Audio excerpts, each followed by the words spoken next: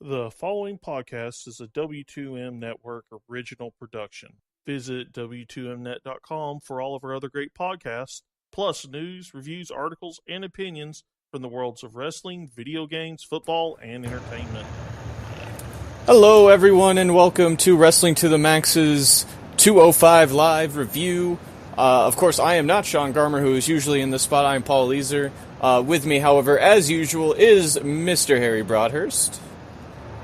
Good evening once again, Paul. Good evening once again indeed, Harry, because we just did our SmackDown review, which you can find over on W2Mnet.com, where you can find all of our great podcasts, such as Wrestling to the Max, which I am on, and Wrestling Unwrapped, which Harry is on. Harry, of course, also does a whole ton of other work elsewhere, which we will talk about later, because right now we have some 205 Live to talk about, and before I forget, I also need to thank 411 Mania for putting us up as well. Good folks over there, lots of reviews, and all sorts of other stuff there as well. So, coming out of SummerSlam here for 205 Live, we learned on Raw that we're going to see a rematch for the Cruiserweight title once again, as Akira Tozawa goes one-on-one with Neville. But before we get there, we have another rematch, and that's Cedric Alexander and Gran Metalik teaming up to take on Tony Nese and Drew Gulak. Good amount of time here. I really like this match, though. The faces look super impressive. Metalik seemed really on his game. Cedric was on point as well. And Nese and Gulak are just, they're so good together, if you ask me. I really hope they keep this act together and maybe use it to help promote both guys and get them further up the card together. Because, like I said, I think they're terrific together. I almost feel like their talents are being wasted in the Cruiserweight division when they can actually help a fledgling tag team division in the WWE in general right now, too. Mm-hmm. Because Nese doesn't look like a Cruiserweight. He is, but he doesn't look like one. I think he has the body type that could stand toe-to-toe with a team like the Usos, with a team like the Fashion Police, with a team like even Ambrose and Rollins in a kind of size context, if not necessarily a personality context. Mm-hmm. I would be okay with that as well, just because I think Drew Gulak's campaign for a better 205 Live so far could be very applicable to maybe a campaign for a better WWE tag team division, or as you were mentioning, or just a campaign for a better WWE and trying to promote quote-unquote good virtues, like maybe the good, clean Tony Nese lives up to in his example for. So I agree with you. I think the sky's the limit for those two if they do want to move them, but I think they have them pretty well set in stone here until either 205 Live dies or they just get sick of being here. I've stated before when we've done 205 Live, and even when he was appearing on Raw when I was doing the reaction as well, that I am not the world's biggest Gran Metalik fan. Mm-hmm. I thought that his run in the Cruiserweight Classic was overblown. I don't think any of his matches were that great in the Cruiserweight Classic. He really impressed me tonight. And the main thing is that moonsault that he did to the floor could have ended horrendously. Mm-hmm. But he hit it clean as a whistle. Yeah. I've got to see a lot of Gran Metalik, of course, in New Japan. Before that, with my occasional dalliances with CMLL, which is where he made his name, of course, as Mascara Dorada. I thought he was really good in the Cruiserweight Classic myself. It's just, whenever they made the transition to 205 Live and waiting for him to debut, and then when he did, it didn't go very well, and so they shuttered into main event essentially. And the guy's got a heap of talent, if you ask me. They just really need to give him a platform, because I think on Raw as well as this week on 205 Live, he's been really impressive. I would say out of the two masked guys in the Cruiserweight division, I probably prefer Lince Dorado, but I think that has a lot to do with the fact that I'm more invested in Lince because I'm such a big fan of Shikara. Because me and you have discussed Shikara here on the W2M Network before. Yep. So it's not exactly a secret of my allegiance towards Shikara. Therefore, I'm much more familiar with Lince and his run in Shikara than I would be with somebody like Gran Metalik before he came to the WWE, as you mentioned, working for New Japan and CMLL. Mm-hmm. Like you just mentioned, both me and Harry are big fans of Chikara. I've followed Lince for a while. I really enjoy his work too. I just, it's two guys. Oh, go ahead. No, I was just going to say Gulak and Chikara too, if not necessarily as Drew Gulak. Right. Even though he did do some work there as Drew Gulak as time went on. But, I mean, Drew's obviously much more familiar for fans of Combat Zone Wrestling and stuff like that. Absolutely. If I'm not mistaken, Gulak's last match in Shikara was against none other than Lightning Mike Quackenbush. I believe you are correct in that. Correct. The season 16 finale last year, I believe, would have been when that match happened. I think you're right. I know they've started booking his cousin, Rory Gulak, down there now, too, so... Little brother. Little brother, sorry. I knew there was a relation. I just couldn't remember which. Combat Zone Wrestling fans will be familiar with Rory Gulak as well. He used to wrestle as Little Mondo. Yes, that is correct. Which I always liked Little Mondo, too, so... we're getting off track here, though. Tag match was good. We move on. Titus and Akira Tozawa have a backstage segment. Tozawa is ready to get his championship back. Not a whole lot to talk about there, unfortunately. But then we get this segment with Gallagher coming out for his gentleman's duel, who says, he hasn't really been much of a gentleman during this, because sometimes you have to be a bigger, a brute. You can't be as gentleman-like when somebody won't back down and keeps messing with you. So, he calls out Kendrick for the match. Kendrick, however, appears on the screen, calls Jack pathetic, and basically just calls him a clown, to which says he won't be fighting tonight, he'll be fighting somebody else, which turns out to be a clown. Gallagher whoops up on him before Kendrick runs in and attacks him with an umbrella and then powerbombs him through the table that was in the ring that had a whole bunch of different implements for the duel that never really got used. And next week, they're going to have themselves a no DQ match. So, I don't think this was very good at all, if you ask me. What happened to badass Jack Gallagher? He was there for half a second. Yeah. He was getting ready to powerbomb a clown through a table. Yeah. Frickin' who? Note the level of excitement in my voice as I say this, almost completely monotone. I think the sooner we get Gallagher away from Kendrick, probably the better for all parties involved. I liked Kendrick's run in the Cruiserweight Classic. I thought that the story was very well told, and we kind of talked about that upcoming in the Mae Young Classic with Serena Deeb. Yep. That veteran looking to prove that they can still hang with the newer class here. You could almost make the argument that Kendrick has outlived his usefulness in the Cruiserweight division, though,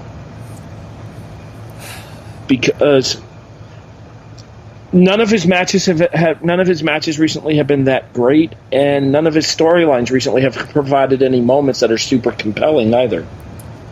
I will give you the storyline thing. I do, however, feel like his big match at the end with Tozawa really catapulted Tozawa at least into a bigger limelight, to where he could challenge for Neville and all that, and obviously you've seen where that's lead for both of those guys, but I think Kendrick's really struggled to connect on this feud, and it's mostly just because I think the content of it's been relatively silly, right? I mean, Kendrick's basically just mocking Gallagher, and he's just not the kind of performer, I feel like, who can do that very well.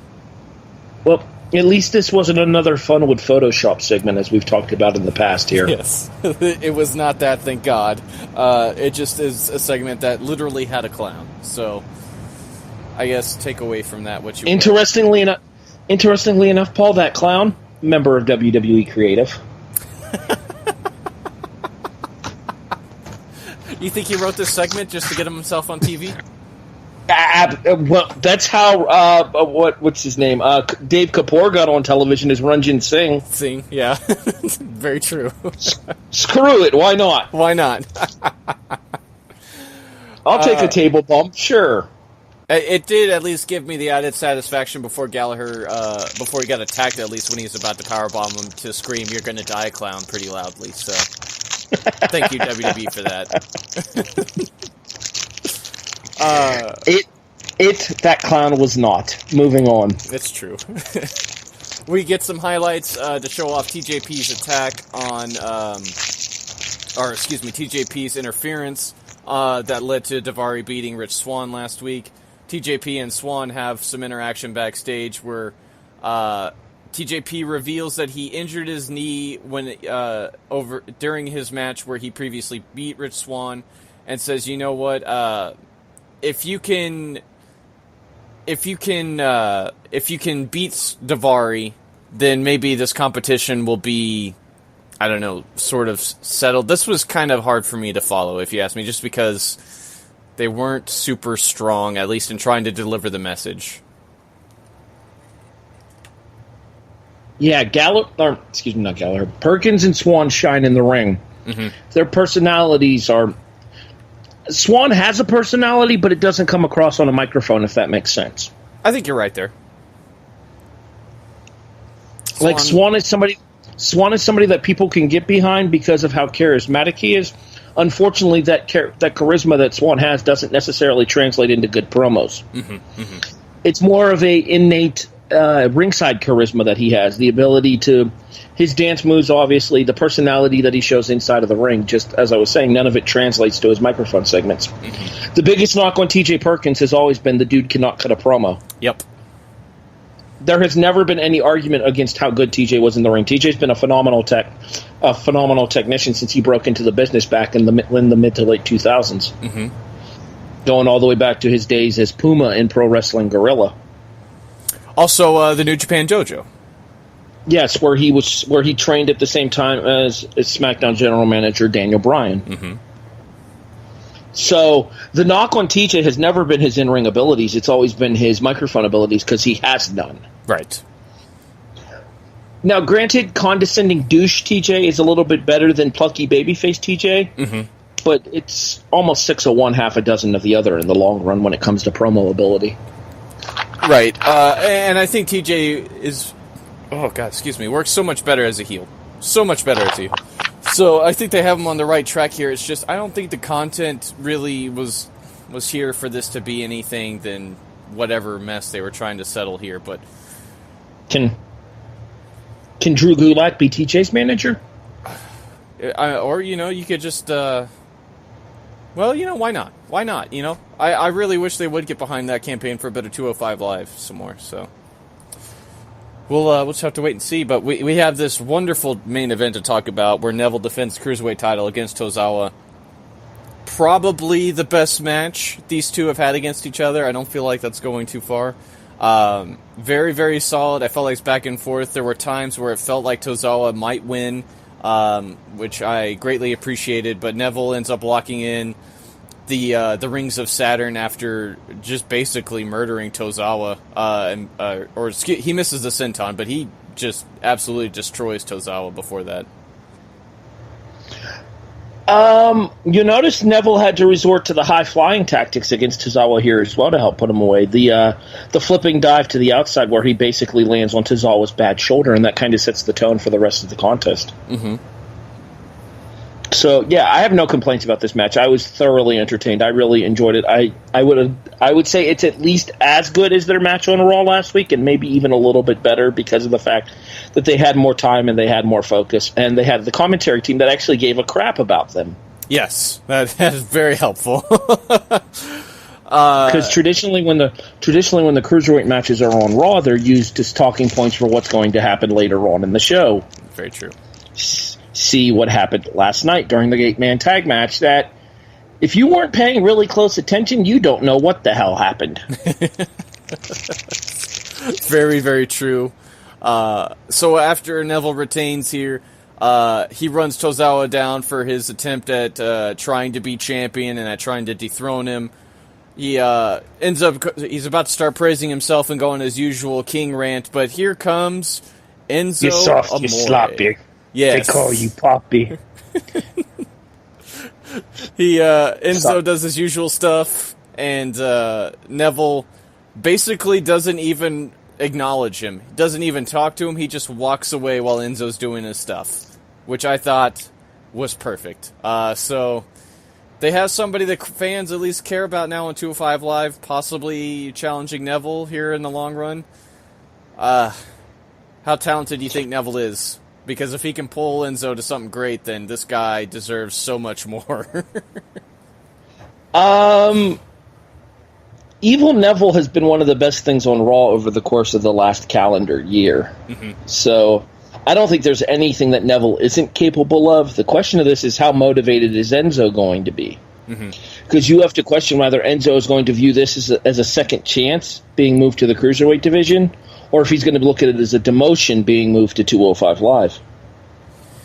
Obviously things weren't going well on Raw for him, and I think a lot of that has to do with the fact that Enzo Amore being Enzo Amore pisses people off legitimately. Now that he's on 205 Live, a show that needs personalities, a show that needs characters, he is by far and away the biggest personality on this show. And he might be the one guy that can get these fans to actually give a damn about the Cruiserweight division. If not from his in-ring exploits, from what he's capable of doing on the microphone to talk them into the building, as they used to say. Right. We're very much looking at somebody now. You have a whole show full of guys who can absolutely go in the ring, up and down the card, and now you have one guy here who can, as Harry just said, talk you into the building. And maybe this is really what they need. They need somebody over there who can generate some hype for something, and we know Enzo can do that very well. So I'm interested. I don't know if I'm glued to my TV, but seeing where this goes could be very, very good, especially because, like you said, Neville's been maybe the best character on TV this year. I mean, they had somebody else that could have talked the fans into the building as well, but they just never gave him the opportunity to take that top-level spot in 205 Live, and I think you know who I'm referring to here. I don't think so. I'm referring to A-Double. Ah, okay. Austin Aries, yes. And I agree with you on that point, just because Aries is such a gifted talker, but I mean, they gave him multiple promos, and it's not like they were bad or anything. They were still good. I don't think they gave him a shot on the other side of the coin, right? Where we talked about this on SmackDown. You have so much on the main roster now where you have to worry about being good at both sides of the equation here.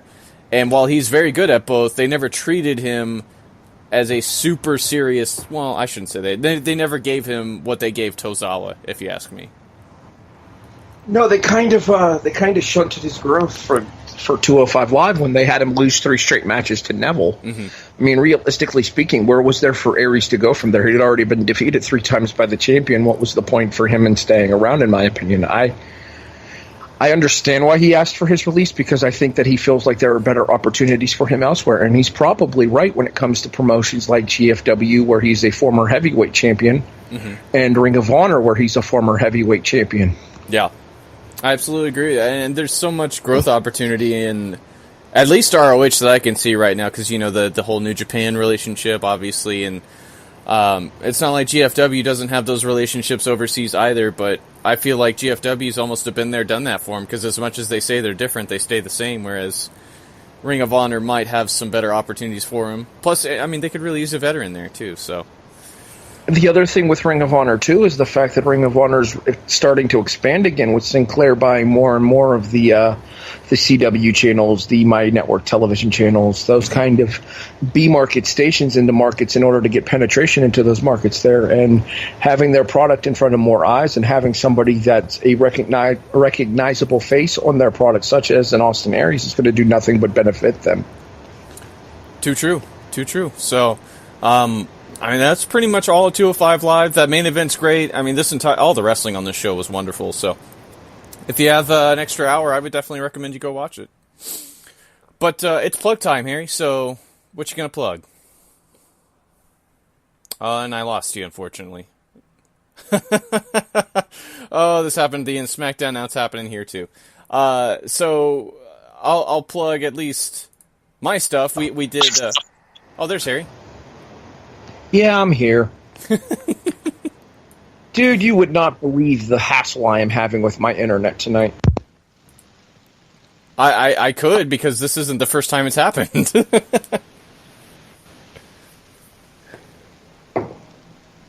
Oh, Harry, where'd you go? Oh, boy. What's up? I'm here. Okay. We're at plug time, man, so plug away. Oh, we're not doing a rating?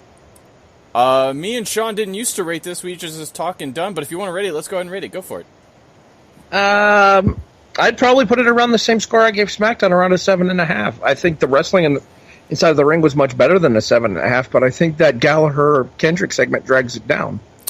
I think so, too, not to mention TJP and Rich Swann's promo at attempting to try to tell a story that has Daivari involved somewhere that, I mean, we know Rich and Daivari are going to wrestle. I just don't really think the point came across as to why other than competition, but the wrestling on this show was very, very good, and that's most of the hour, fortunately, so I'm willing to give this show a 7, for sure. Main event was wonderful. I loved the tag match. Good stuff happening there. Plug away, sir. All right. First, before I get into any of my own personal plugs, I want to plug another show here on the network. I want to give a shout out to my Raw Reaction co-host, Robert Taylor, for his MMA to the Max podcast. He's recently done interviews with recently signed to the UFC Jose Shorty Torres, as well as UFC fighter Eric Anders. So if you're into mixed martial arts, by all means, make sure you give Robert Taylor and his cousin Joe Hudson an opportunity with their MMA to the Max podcast.